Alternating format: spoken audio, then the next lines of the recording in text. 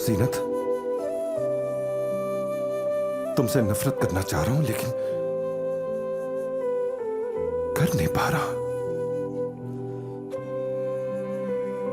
मोहब्बत की मंजिलों ने नफरत की यादों को मिटा दिया है।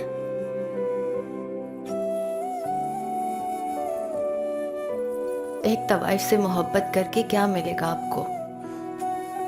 वैसे भी खानम कहती हैं तवाइफ सिर्फ दिलों के सौदे करती है, प्यार नहीं। औरतों की आंखों से ज़ेर हो जाने वाले कमांडर कौमों को तोहफों में शिकस्त ही देते हैं, और धत्कार है ऐसे हथियार उठाने पर।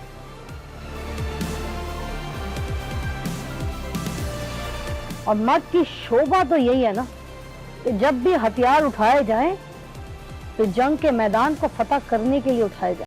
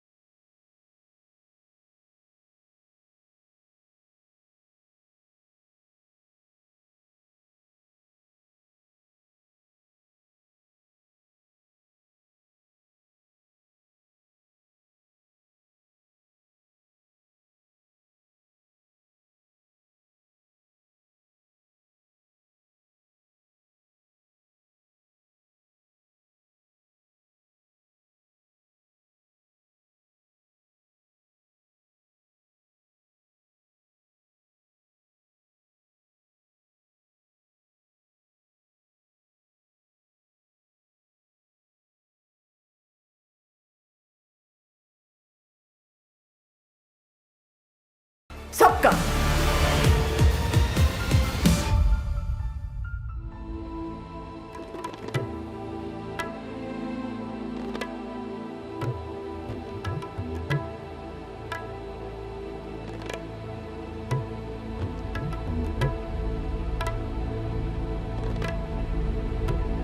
वादा करो तुम आइंदा इस बाजार की महफिल नहीं बनोगी। तुम किसी और के सामने रक्स करो, मैं ये नहीं देख सकता। वो वादा नहीं कर सकती जो हमारे इख्तियार में ही नहीं।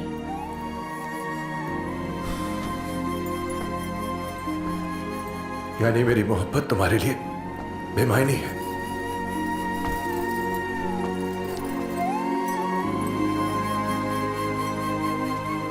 अब ये कनीज आपकी मोहब्बत और रुतबे के लायक ही नहीं।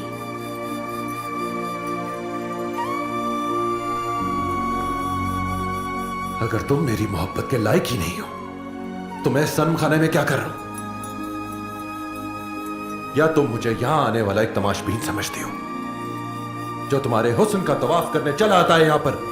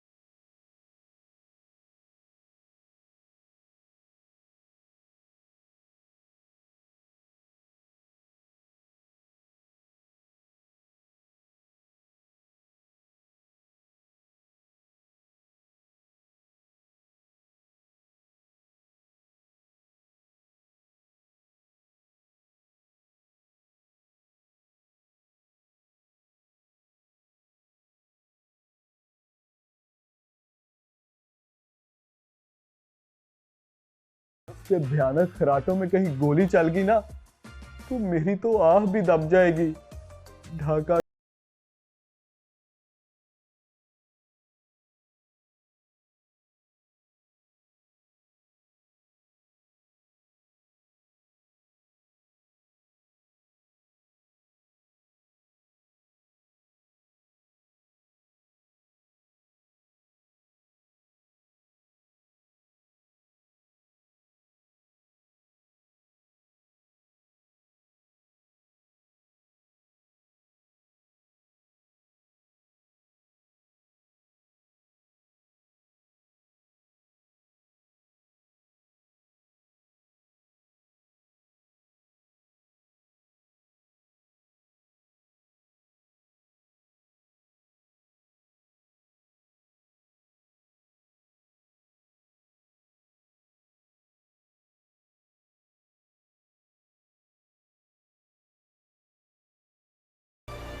रॉ का अफसर खन्ना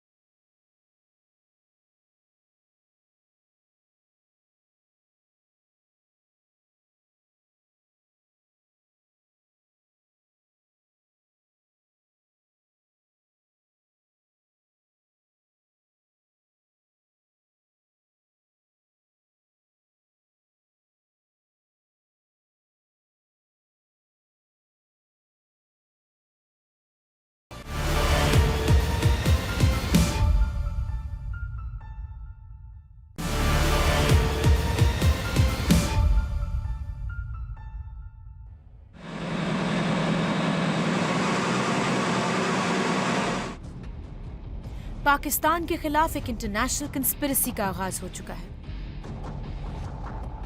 बंगाल में सिविल वॉर शुरू करके पाकिस्तान को तोड़ने का प्लान है। इस साजिश के पीछे हिंदुस्तान की प्राइम मिनिस्टर इंदिरा गांधी और बंगाल के बहुत बड़े लीडर शेख मुजीबुर रहमान का हाथ है। Stop here. क्या ऑल बोलती जा रही हो तुम? जागती आंखों से ख्वाब देखती हो? सर ख्वाब तो है लेकिन मेरा नहीं, इंदिरा गांधी का। जिस तरह हिंदुस्तान को तकसीम करके पाकिस्तान बनाया, उसके बदले में पाकिस्तान को तोड़ दिया जाए। इसकी खबर हमारी एजेंसीज को भी है, बस हमारे अखबार सो रहे हैं।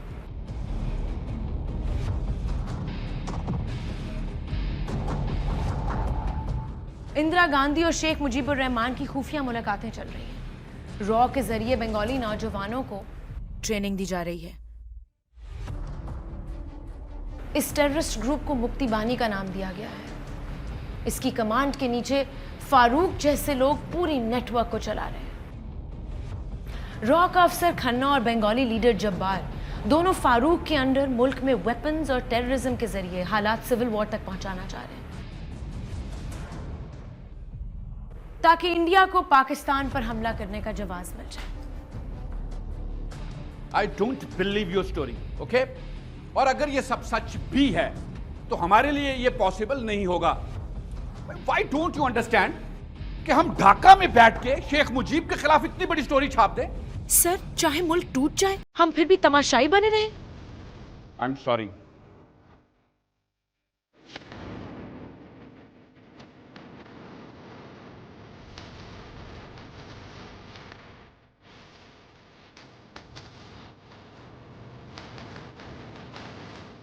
सारी दुनिया का ये मानना है कि आप पाकिस्तान के साथ एक युद्ध की तैयारी कर रही हैं। हिंदुस्तान एक अमन पसंद मुल्क है। ये सवाल आपको जनरल याया और भुट्टो से करना चाहिए। उल्टा हमें मुश्किल पड़ रही है। मगरबी पाकिस्तान की आतंक की वजह से बंगाल से लोग हमारी सीमा के अंदर आ रहे हैं। अब आप ही सोचिए, हम कितने लोगों को पनाह दे पाएंगे? आपने बागी बंगाली नौजवानों की मुक्ति फोर्स तैयार की है, जिन्हें राह की ट्रेनिंग के जरिए बंगाल में दहशतगर्दी और सिविल वार के लिए इस्तेमाल किया जा रहा है। This whole idea is rubbish. Hindustan की सेना या तो शांति के लिए है या भारत की रक्षा के लिए, और ये सवाल भी आपको जनरल याह्या से करना चाहिए। अंदर की खबर यह है कि पाकिस्तान को तोड़कर बांग्लादेश बनाना और बंटवारे का हिसाब बराबर करना आपका असल सपना है।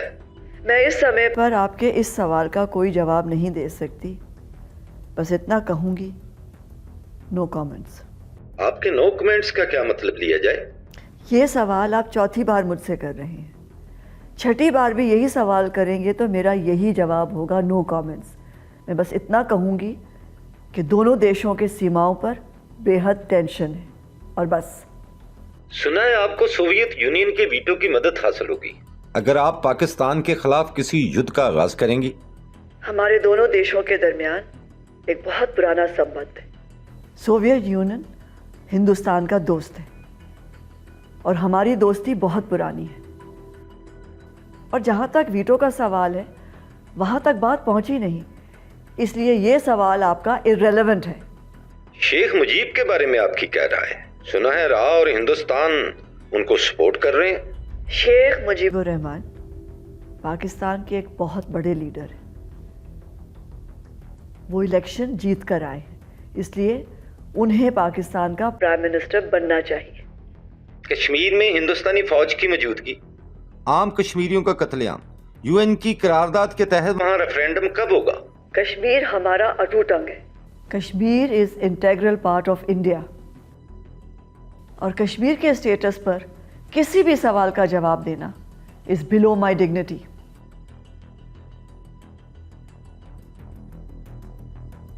ये होती है विजन, सोच और महान ज्ञान। मुश्किल से मुश्किल सवाल का भी इंदिरा जी ने कितनी आसानी से जवाब दिया। मन की बात लबों पर नहीं आने दी। हालांकि सहाफ़ी एक ही सवाल उनसे बार बार पूछ रहा था, और वो नहीं मानी कि पाकिस्तान पर हमला करने का कोई इरादा भी उनका। बड़ा लीडर वही होता है जिसके हौसले फलक तक छुए, मगर मन की बात मन में रहे।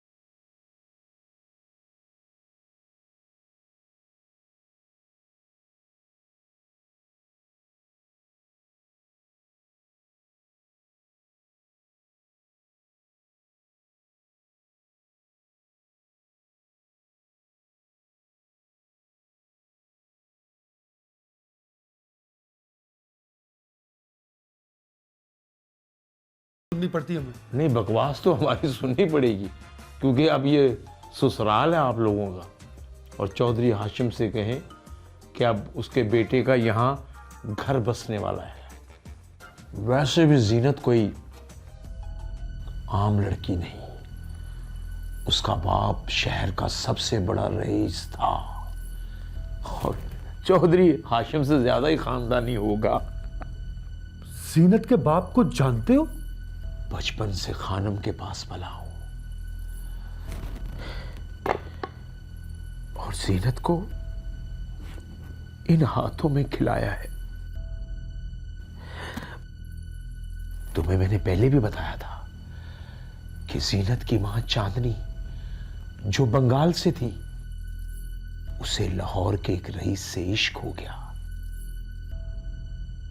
और खानम को शक हो गया। ये मर्द भी निरा खर्चा ही होते हैं। मर्द सिर्फ गाहक बन के आए तो अच्छा लगता है। कोठे के 2 उसूल होते हैं मेरी जान। चांद बस कर,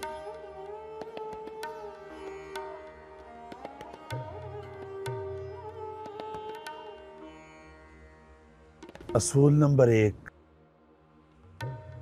गाहक बेशक नवाबजादा या गुलफाम शहजादा ही क्यों ना हो, उससे इश्क नहीं करना। हमारे धंधे को आग की तरह जला देता है ये इश्क। उसूल नंबर 2, गाहक जितना भी लुच्चा लफंगा ही क्यों ना हो, इस पल्लू की तरह तहजीब को नहीं गिरने देना। ये नवाबजादे, ये शहजादे हमारे कोठों से तहजीब, अदब आदाब सीखने आते हैं। वही तहजीब जिसका जनाजा उठ गया है मुआशरे से, वो सिर्फ हमारे कोठों पर ही रह गई है। इसे गिरने नहीं देना मेरी जान।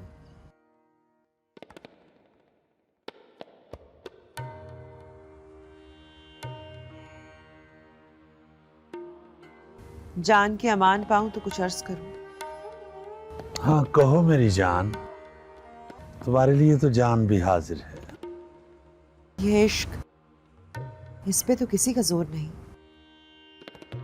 हाँ सही कहा तूने, इश्क पर तो किसी का जोर नहीं।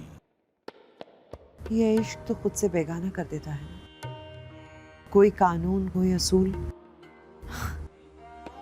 वो सब तो होशमंदों के लिए होते हैं ना। मेरी जान को किससे इश्क हो गया है? पता नहीं हुआ भी है कि नहीं। ना ही हुआ हो तो बेहतर है। अगर हो गया हो तो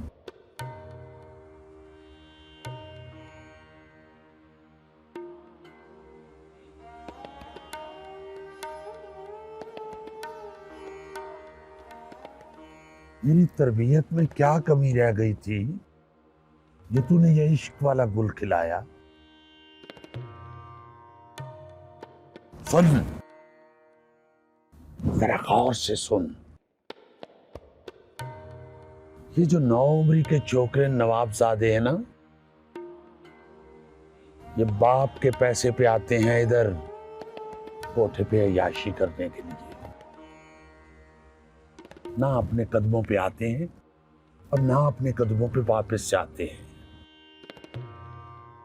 इन हरामजादों से इश्क किया तूने।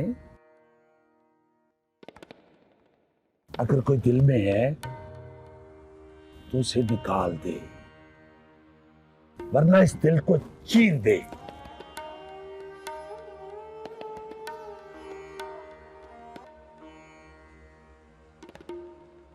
औरत के सिर्फ 4 रूप होते हैं, या वो मां होती है, या बीवी, या बहन, या बेटी।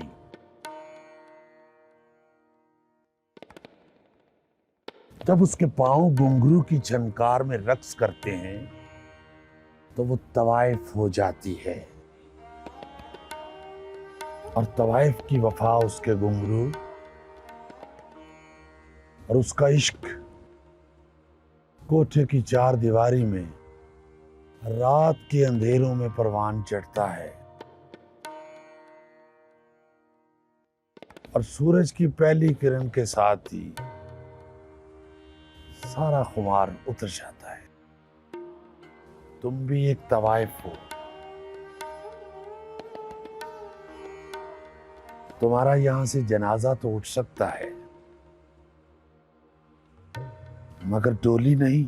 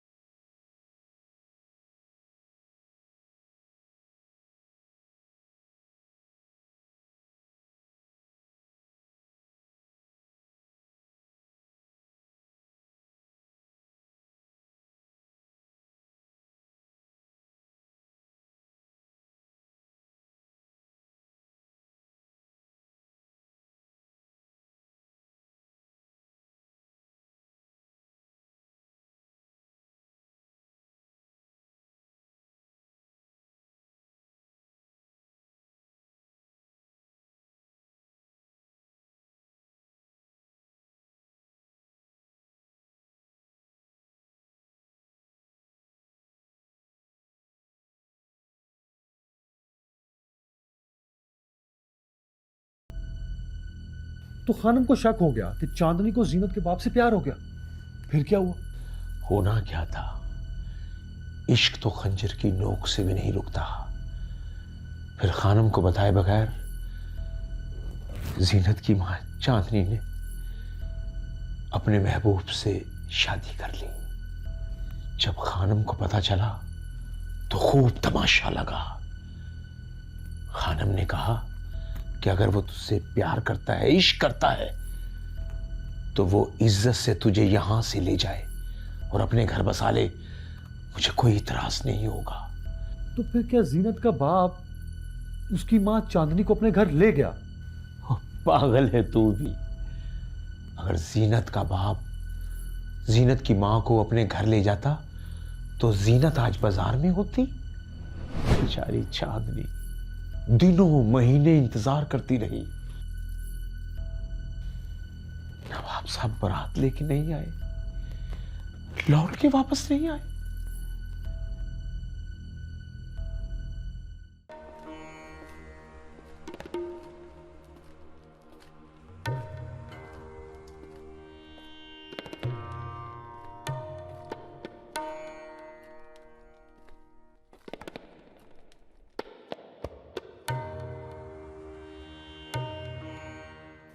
रानी जी, तुम्हारा राजा नहीं आया।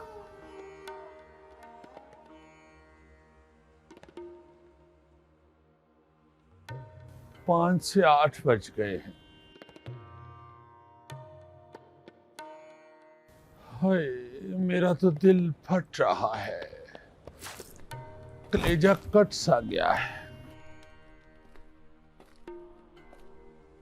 बातें तो बड़ी करता था, ये कर दूंगा, वो कर दूंगा, कोठे के असूल बदल के रख दूंगा।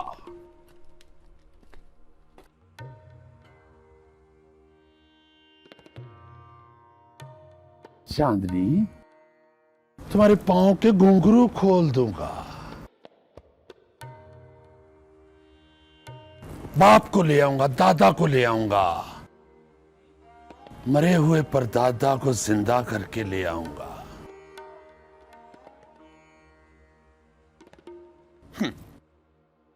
कोठा ना हुआ, उसके बाप की जागीर हो गई।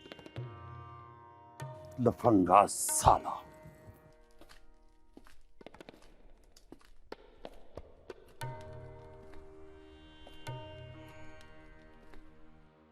मेरी जान, वो तेरी जोड़ ही नहीं था,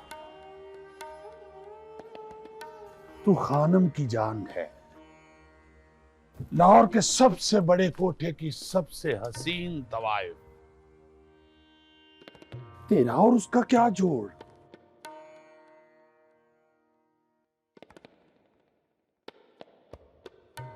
चल अब मूड ठीक कर, रात हो गई है। और जब कोठे पे रात उतरती है ना, तो हमारे धंधे का सूरज निकलता है।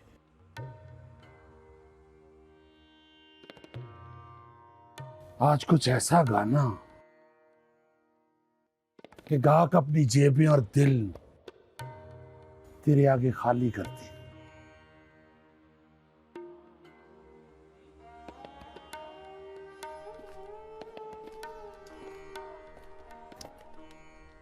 चल ना मूड ठीक कर। चल मेरी जान, उठ जा। चांदनी इंतजार करती रही, फिर आखिर जीनत पैदा हो गई और उसके चंद माह के बाद चांदनी भी दुनिया से चली गई। तूने ये सब कुछ अपनी आंखों से देखा है। अब जरा ये याददाश्त की फिल्म को हिला जुला के बता कि जीनत का बाप कौन है। ये जो उमरा नस्ल के लोग होते हैं ना, इन्हें अपनी शराफत और शोहरत की बड़ी फिक्र होती है। जीनत का बाप भी लाहौर का एक बहुत बड़ा रईस था जो चांदनी को चोरी चोरी तखलिए में मिलता था। मगर मैं ये तो नहीं जानता कि वो कौन था। मगर वो जो भी था तेरे जैसे छछोरों को जेब में डाल के फिरता होगा। मजीद मालूमात चाहिए तो खानम से राब्ता करो। मैं क्यों खानम से राब्ता करूं? लेकिन अगर मैं जीनत के बाप का पता चला लूं तो सिचुएशन विन विन हो जाएगी। मैं गुलफाम से बात करता हूं। हुए तुम अजनबी इतनी मदारातों के बाद, हुए तुम अजनबी इतनी मदारातों के बाद, फिर जुड़ेंगे दिल से दिल, फिर जुड़ेंगे दिल से दिल, कितनी मुलाकातों के बाद, हुए तुम अजनबी, हुए तुम अजनबी, कितनी मदारातों के बाद, हुए तुम अजनबी, हुए तुम अजनबी, कितनी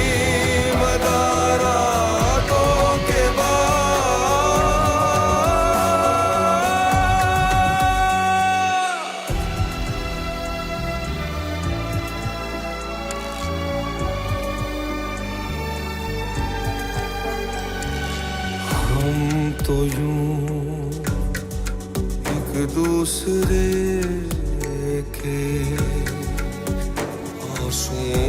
आंसुओं से घुल गए,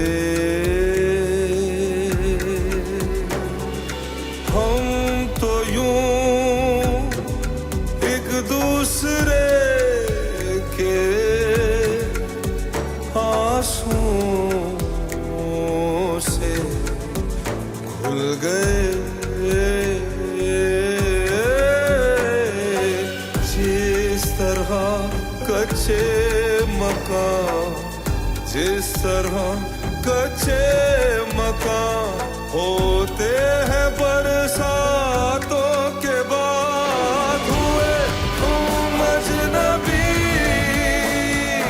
हुए तुम अजनबी, कितनी मदारातों के बाद, हुए तुम अजनबी, हुए तुम अजनबी, कितनी मदारातों के बाद।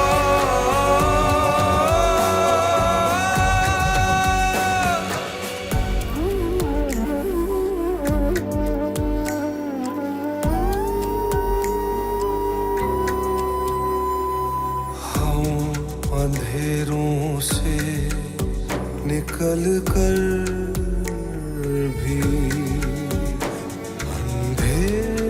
अंधेरों में रहे, हम अंधेरों से निकल कर भी अंधेरों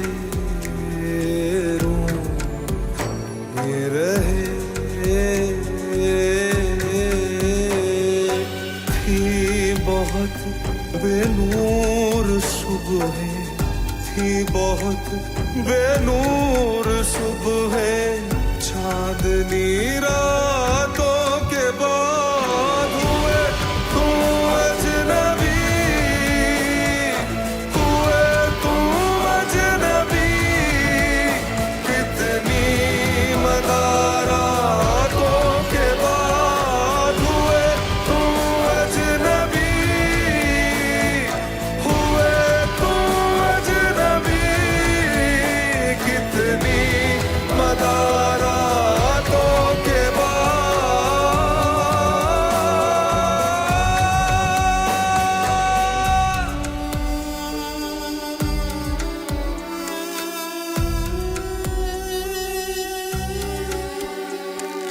जम गए हैं अब तो आँखों में धब्बे वो खून के, जम गए हैं अब तो आँखों में धब्बे वो खून के। हम समझते थे, हम समझते थे कि धुल जाएंगे बरसात